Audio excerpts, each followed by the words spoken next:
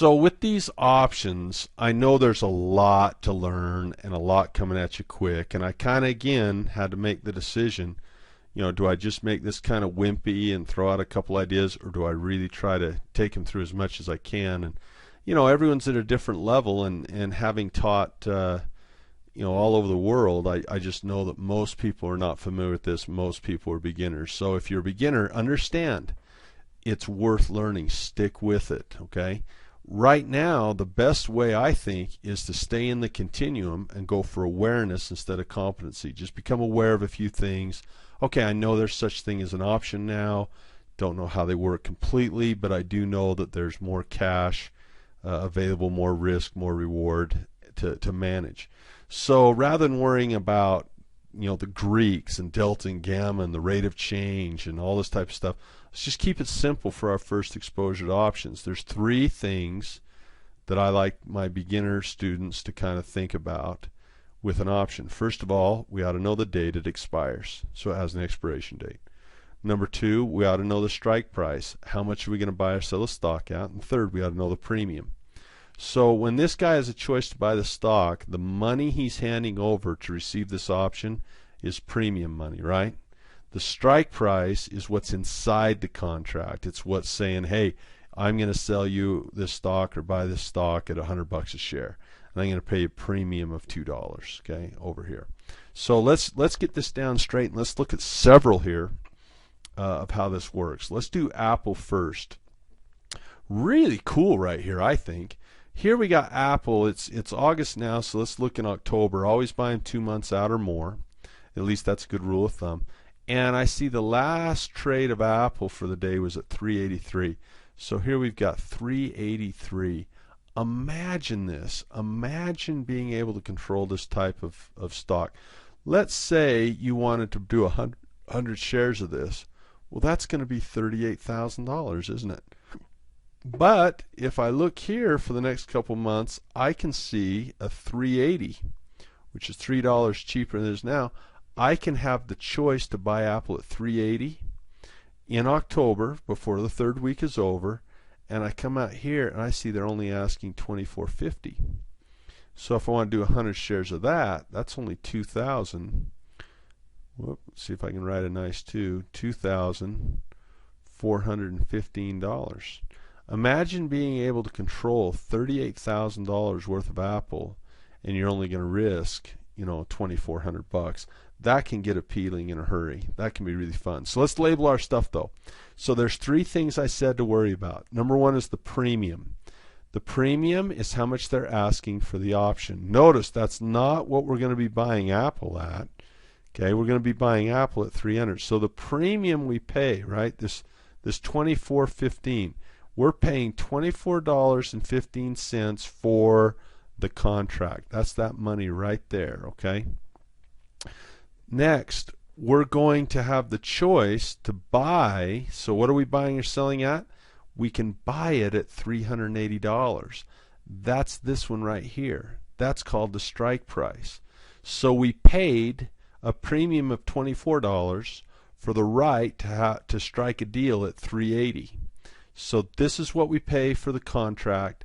This is what we'll eventually pay. Maybe it's our choice for the stock. The easy one, of course, is going to be our expiration, and that's right here. Expiration is, and every one of these expires when you can see it, October of 2011. So those are the three things I want you to remember.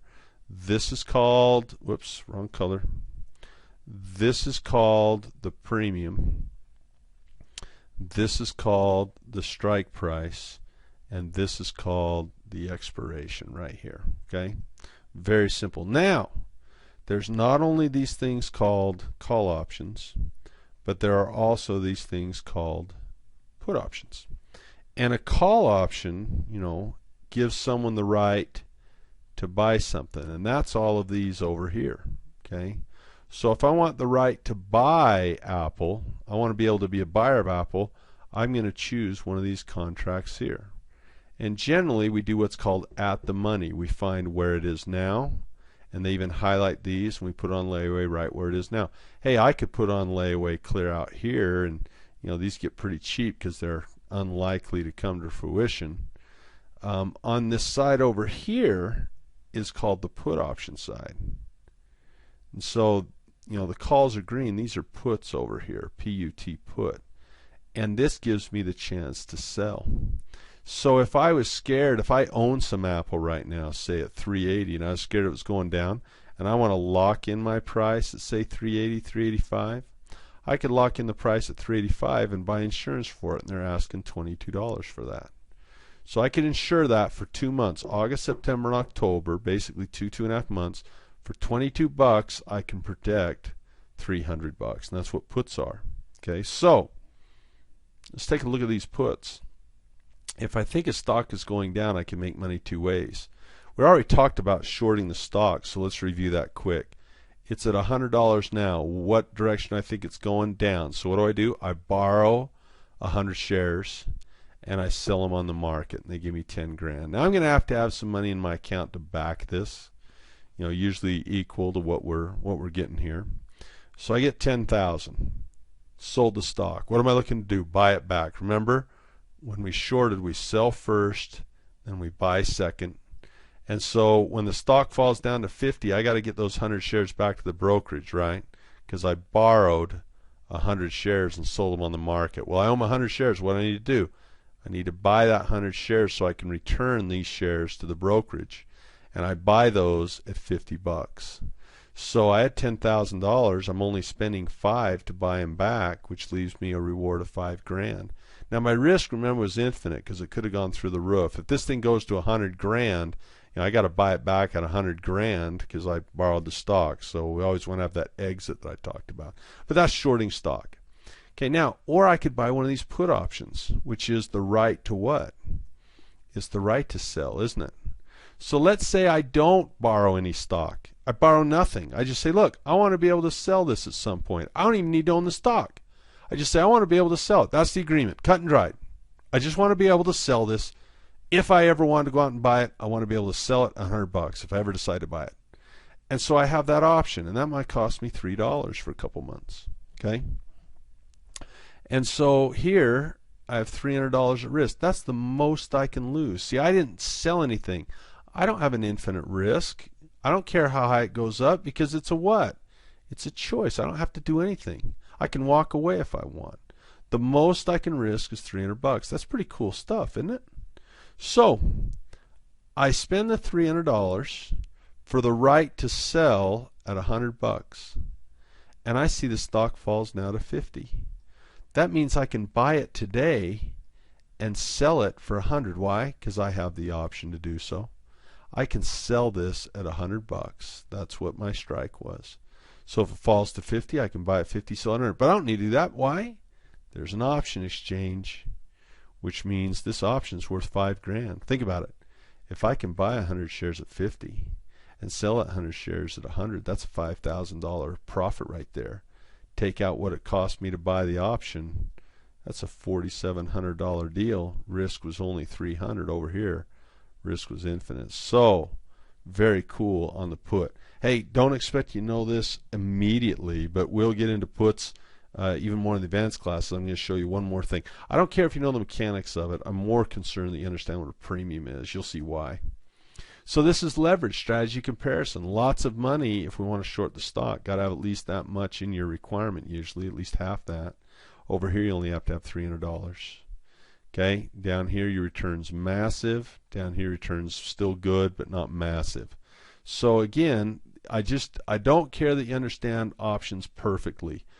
Bird's eye view. What do we want to know? We do a fundamental analysis. We do a technical analysis. We get a stock opinion. We get what's likely. Once we get what's likely with our fundamental and technical analysis, we choose a strategy along this continuum. I've shown you two. This one would be shorting the stock, which takes a little bit of money to do. This one's buying the option, which takes less money to do. But they will both make money on the same movement. This stock went from $100 a share down to 50. The guy that chose this route made 50% of his money. The person that chose this route made 1,500% on his money. The profits are similar, aren't they? Very similar profit within $300 of each other in this case. So it's just all about, how much leverage do you need? And it goes back to your goals. What are the goals? Is your goal to just do a little, or is it to do big? If it's to do big, you got to manage the additional risk in these types of things. It's kind of nice to be able to get going for less money, though. Kind of fun. Here's your put option chain. Remember, the calls are on this side, the puts are over on this side here, isn't that right? And here's your expiration. So here we're in August. Let's say we want to do it for 1 month. You got some P&G at 61.88. You'd like to insure it at 62.50. In other words, you'd like the ability to sell this. So let's say P&G goes bankrupt to zero. Well, you can still sell it. You have a choice here. You have a contract called a put option. He's promised you that he will buy it from you. You have the ability to sell anytime before September anyway. So as this thing tanks to zero, you could still sell your P&G at 62.50. It's be called a protective put right there. Still has the same 3 things. I want you to check it out. The premium is what?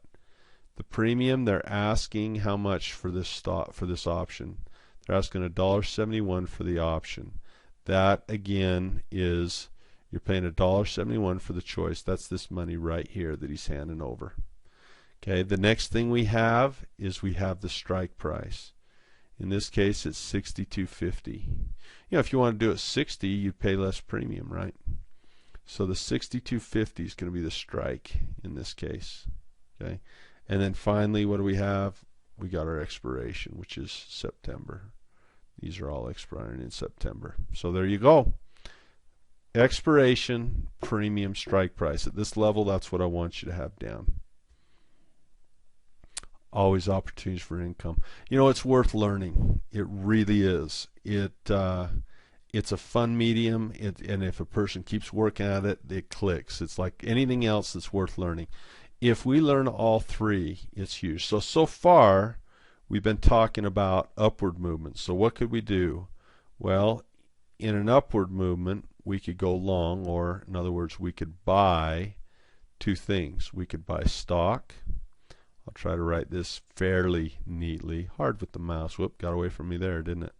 I can buy stock, or I could buy the call, couldn't I? Call option. If it's going up. If it's going down, what could I do? I could short. See if I can write this fairly neatly. I could short the stock, right? Or what could I do? See if you can guess before I write it. I could buy. What kind of option can I buy? I can buy a put option, right? P-U-T. I can buy a put. So there's 4 alternatives, and there's many more other than just these. Okay, but in the upward movement, that's 2 choices I can do. The call has greater leverage. In a downward market, these are choices I can do. My favorite market of all time, though, is this one. This is my favorite way to make money in the market. Of all the ways I make money in the market, this is my favorite. I'm going to show you some basics to this because this has to do with cash flow investing, and the other 2 have to do with capital gain investing. So I'm going to show you my favorite. I think you're going to love it. I think you're going to want to learn more about it. This is a process called time decay, and it really is one of the secrets to making money off the movement of time. What's interesting is this should be easy for you to understand if you understand agreements. And we're going to start with an agreement outside of the stock market called a lease contract. And so when we have some real estate, perhaps, we have this guy right here offering, say, hey, you can lease my building for this lease contract. This guy over here is going to hand him money for that lease. So what's this guy buying? Well, he doesn't get the building. It still stays with the owner. He's just buying time, right? He gets to use the building for time. He doesn't own the building. He just owns some time in it. And this guy promises he can live in the building or in the house or lease the office space. Well, look how this works on their fundamentals here, on their balance sheet. This guy over here, this lease agreement is a liability, much like a mortgage, and that's going to cause him to pay monthly rent or monthly lease as an expense. So when this guy bought this, it became a liability to him, right? But the guy who sold the contract, that lease agreement is a source of income every month. So this is true in almost every instance. One guy's asset is another guy's liability. Well, you have to understand, what is this guy making money on? He's making money on the movement of time. Notice that his building that he's leased here could go up in value, or his building could go down in value. But that has nothing to do with this time this guy's buying. He signed this contract. He's going to pay rent, which is income. So one of the things that's cool about time decay, it can often become independent of the value of the underlying asset, where this really doesn't matter. It's the income that this guy's after. So that's what I really want you to understand here, is there is an agreement where one guy is buying time, the other guy is making a promise, and it's very, very simple. This guy can leave anytime he wants. He can pay off the lease and go. So he has rent that's going out, and that is simply income to this guy right here. Very, very cool. I think you understand that. I'm going to learn how to erase if it takes me, if it's the last thing I do. Well, options are made up of time. Just as this lease agreement might be 6 months or 2 months or month to month or a year, just as the lease agreement has an expiration date on it, so do options. And it's usually the third Friday of every month. So I'll circle this one. 1, 2, 3. So in this case, if this were September, this would be September 17th, right? And that would be the third Friday of the month. That's how that would work. So look at this. Let's say I have a 3-month option.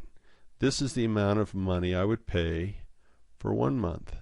This is the amount of money I would pay for 2 months, and this is the amount of money I would pay for 3. So you notice something.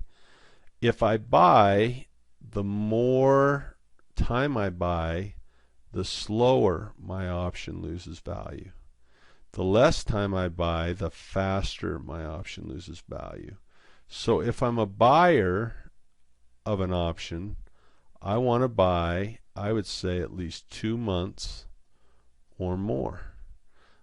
But if I want to be the person that is the seller, like this guy up here, this guy right here is the seller.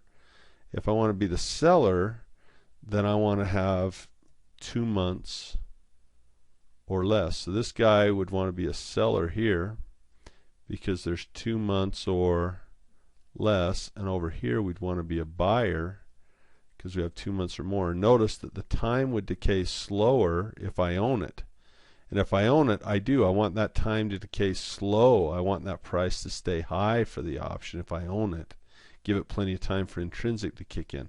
But if I'm a seller, boy, I'd like to have it done so I can book the profit. So let's talk about being a buyer or the seller. In the stock market, you can be a buyer or a seller. In the options market, you can be a buyer or a seller, okay? But I want you to notice, again, the amount of time decay that occurs from here to here. From month 2 to month 1, this is the amount of money that's lost in time decay. Here, a little bit more from month 2, but this last month, bam, it's all gone. So just even if you don't understand the math behind it, and this gets into the Black-Scholes model and all this, see, this is called the front month. Okay, 2 months or less, you lose a lot of time value. 2 months or more, not bad at all. Not bad at all. So let's check this out. Let's say someone wants Netflix, which is $246 a share. Here's August options. Okay, it might be very appealing to buy an August option. See how these are in August? Notice the other ones I've been doing have been, September, October. I've been out here. Well, the September and October, those September and October options, are going to be higher price. Here's October, here's September, here's August right here. So if you look at the August one, they're only asking $5 for this, man. Is that nuts? That's nuts. This is how people get sucked into making a mistake here. Now, check this out. This is very important to understand. Let's draw a line right here. Let's draw it in blue. So let's draw a line right here. Okay? So right here, you buy the front month. Look at this. They're only asking $5 for it. but look how fast that $5 is going to disappear, and you only have, you know, till the third Friday of August for this thing to work out. Well, look at this. Let's say you buy the stock, $246 a share, okay? And let's say you buy 1,000 shares. That's $250,000 you got to fork out there, right? $250,000. But you can control it for what? $5,700. 57 looks like 50. So for $5,000, you can lock Netflix in at $245 instead of spending $246,000. That's an amazing temptation to do. You know, say, gee, you know, I can control $250,000 with only $5,000. I mean, what if this goes? Imagine this. What if this goes? It's a juggernaut anyway. What if this goes to like $260,000 this month? Well, you know, that's what that'd be $14,000 you'd make. You know, selling it on a $5,000 investment. Well, do you want to spend $250,000 to make $14,000, or do you want to spend $5,000 to make $14,000? You can see the appeal. The problem is it's like I say, man, you want to draw a line here, and if you buy, you want to give it plenty of time, and if you sell, if you're the seller, then you want to be over here. Remember, you can be either the buyer or the seller in these agreements. You can be the buyer or the seller. Remember, this guy, you can choose to buy and buy a lease agreement, or you can choose to sell a lease agreement. Doesn't really matter. Okay, so there's your premium. Now, call options work the same way. This guy has a choice. This guy has a choice to buy for a certain amount of time. So he's bought this option, and this option can go up or down in value. But his premium is an expense going to the guy that makes him the promise. So this guy's made a promise to sell this stock, this call option. He's made a promise to sell the stock, and this guy now has the choice to buy it if he wants. Okay, so if this guy right here says, I want to buy the stock, this guy's made a promise to sell.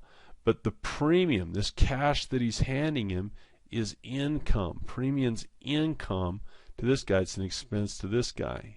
So you can be either one in this deal. If you have some stock, you can promise to sell your stock, and you can receive money for selling your stock.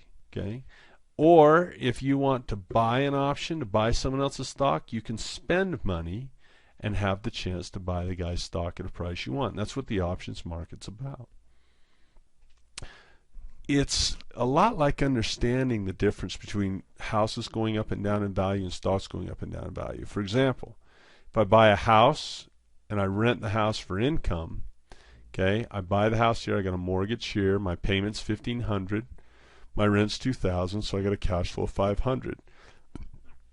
It doesn't matter to me if the house goes down, you know, 50 grand. Houses will go up and down, you know, 50 grand. I'm not selling the house.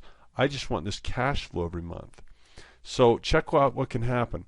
You buy a house for cash flow during the real estate bust. Kabam! Falls down. Who cares? Look at this. Your mortgage is locked in. That's not changing. Your payment's locked in. That's not changing. If you got the right renter, he'll want to stay if he gets value. That's not changing. So your cash flow is not changing. This thing here has changed big time with the market, and your net worth has changed, but your cash flow has been consistent.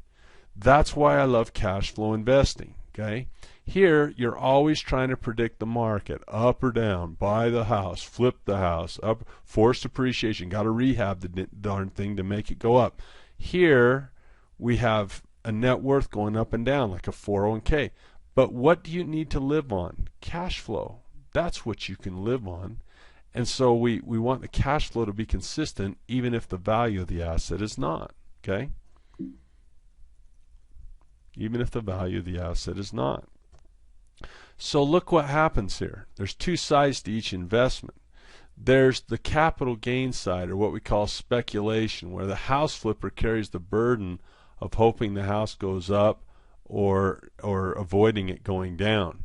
That's called capital gain or speculation, right? Hoping you can buy low and sell high. A renter doesn't concern himself with too much. He wants to get a solid rent that is larger than the payment, and now he's got a $500 cash flow. So, I've got an arrow going down here because that time will decay and run out, won't it? And soon we'll move from January to February. What will he have to do? He'll have to pay the rent again. And then this one will decay and be gone. What does he have to do? He's got to pay the rent again. Pays off the house payment, leaves you with $500. Got to pay the rent. Oh, that one's gone now. What do you got to do? You got to pay the rent again, pay the house payment. What do you got left over? $500. And then this one runs out of time. What do you got to do? You got to pay the rent again. That pays the house payment. What do you got left over? Another $500. And then this month's gone. So you see how this is really making money. This is so important. We're not making money based on whether the house goes up or down in value, like some people want a stock to go up and down in value. We're making money based on the movement of time, which is very consistent. I can make a prediction after May comes June. See, I can predict that. I can't predict whether this is going to be worth 300 or 200. Market I can't predict, but I can predict that June comes after May. That's why my favorite is making money off the movement of the clock, movement of time. This is why my favorite one is. So when I deal in real estate, I no longer flip houses. I used to get in the house flipping thing, flipped a couple of houses in my day, but I'll tell you, my favorite income that I like comes from my renters. Okay, love that rental income because it comes month after month after month, and it's based on the movement of time. Now, what would you compare a stock to on this? Well, most people invest in the stock market this way, is they want to buy a stock low and they want to hope the stock goes high. Very few people know how to make the time work for them. And that's why this is my favorite part of the cash flow class, is the part we're doing right now. That's called speculation. That's called time decay. And I like making my money on time decay. I'll give you some examples of how that's done. I do it pretty elaborate nowadays in ways that are a little beyond the scope of this class, but I'll tell you what, you take the advanced courses, we can get into that. But you can see how it's kind of heady. There's a lot of stuff going on here. Even at the basic class, we're teaching a lot of stuff here. So, but is it worth learning? Yes. Is it fun to learn? Yes. Is it cumbersome? Not really. Not when you have good teachers. So here we go. You got the capital gain side and you got the cash flow side. And that's the key. Here's your capital gain, can't control that. Cash flow you can. So this is what is amazing about this type of investing. This right here is called the IYR, and it's a real estate index. You can get it in a stock chart form. So this right here is 2007 and 2008ish, and you can see in the subprime meltdown in 2008, the market just went from an index of around 70 to 30. Okay, and this is in the subprime meltdown in 2008. Well, what's interesting is if we go back here. Notice this, that then what would have happened in 2008 is maybe our house used to be worth $300,000, now it's only worth $200,000, but we didn't care. Why? Because we still kept getting the rent still made the house payment, and we still had cash flow. Well, let's say I build a bank account, and in January I make $500, and I stick that $500 in here. So now I'm at $500. Then in February I stick another $500 in, and so now that account is at $1,000. In March I stick another $500. Now that account is at $1,500. Well, if I keep doing this every single month, what is happening to my wealth in the account? It's going up. Now my house is going down in value, but who cares? It has time to come back up. I can hold it for indefinitely. I can hold it. What I really want is this cash flow to keep going. So what I think one of the best examples of being a true investor is when you can do this.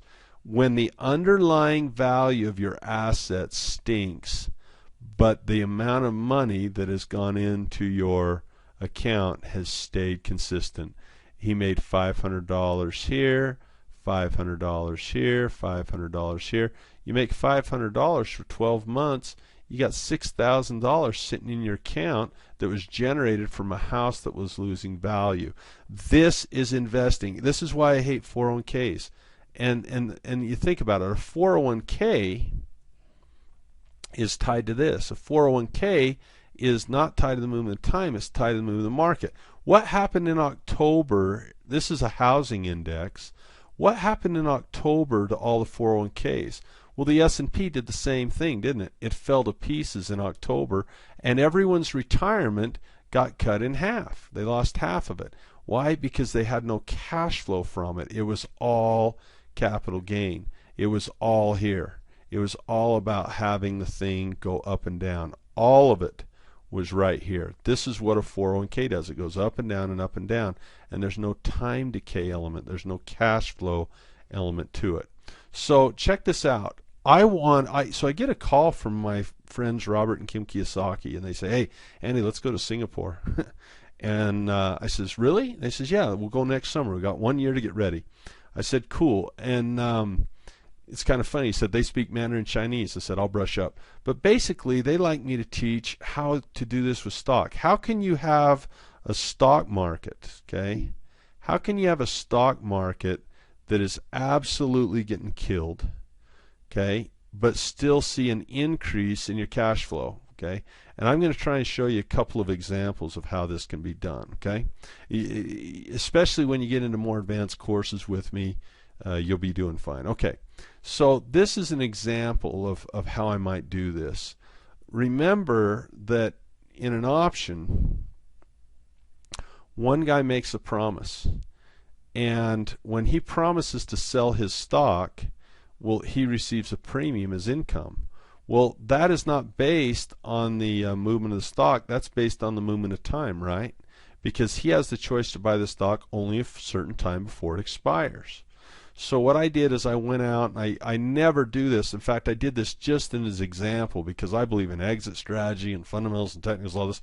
But I needed an example to teach this. So I did this for a year, just for you. This is a year of work just for you. I hate buying stuff that goes down, but I wanted to prove that this could be done. So I did it for a year. So I bought this thing called the Spider Trust, and all it is the S&P 500. It mimics it. It's called the SPY. In fact, if we look at it right here, in fact, it'd be worth taking time to do, I think, is let's find this baby right here. Let's look at the SPY, and we'll, I don't know, I think we ought to shorten this up here a little bit. Here's the SPY. You can see this is the SPDER, S&P 500 Trust Daily. And then maybe on this one we'll put in the actual S&P 500 index, the SPX, and we'll bring that up here. And you can see that these are identical, aren't they? Can you see that? I think you can. These are completely similar right here. They do the same thing day per day. You know, big ugly candle here, big ugly candle here, big downtrend here. See how the crosshairs follow it? Massive ugliness here in August, right? A little bump, little run, spinning top here, spinning top here. I mean, it's just identical. So I decided to do this for a year and watch it up, down, or sideways. Well, I bought 5 contracts, which is only 500 shares, you know, so a few $1,000s here. And notice what I did here. Instead of being the buyer, I made a promise. I sold it, which means this guy right here is going to pay me $2.15. See this? There's the premium for the option, $2.15. Yes, I covered up my address and I covered up this brokerage so I don't get in trouble for using their logo, right? So look at this, $2.15. Now notice this. This was made at the end of July. Okay, it's going to expire the 3rd week of August. So this has got about a month, a little less than a month of time.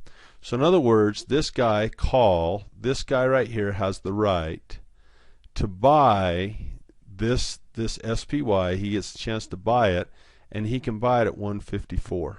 Okay, I think if I remember right, I think I bought it like in the high 140s, somewhere around in there, the high 140s. And so what's cool is this: if the stock goes up and he wants to buy it at 154, I made money because I bought it in the 140s. I get to sell it in the 150s. Okay, that's cool. If the stock goes sideways and it stays below 154, then it expires worthless, and I keep my 215 in cash flow. Just like a house that stayed the same amount, you still get the rent.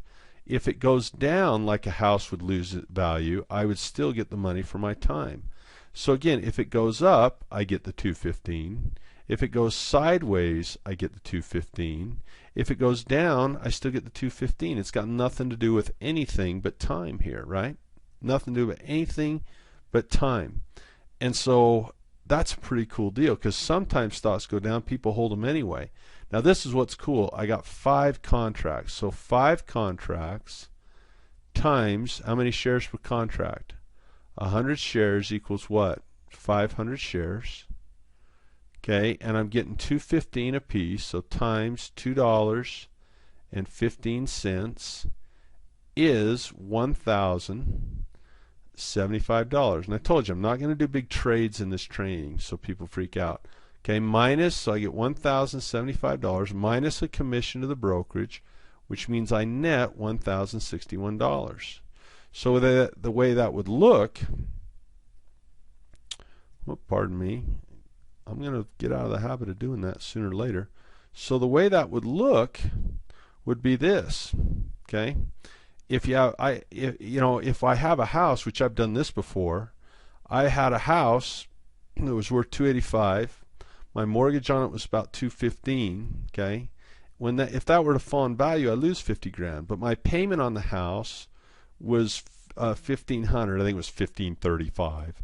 And the rent was $2,000 even, so my wife and I got a cash flow off this house while we rented it to this guy named Laban of $500 a month. Well, I wasn't worried about the house going up and down. I was worried about whether Laban was going to pay the rent, right? That's what I want, is the cash flow. Well, look at this. I can do the same thing here with this call. I buy 500 shares of stock, right? I sell a call for how much? For $1,000. So I don't have any debt on this. So the option that I sold for $1,000, I get the whole cash flow right here. And let's say that stock falls over the next year from 72 to 6150. What do I care? If I can crank this out every month, I can wait for this to come back, okay? And I can learn with skill where to sell those strikes. So here my house goes down $50,000 in value, but I still have $500 a month cash flow. Here my stock goes down $11,000 in value. I still can get $800 to $1,000 a month in cash flow. So I did this for a year. Watch what happens. Watch what happens. You do this for a year. I get the same graph.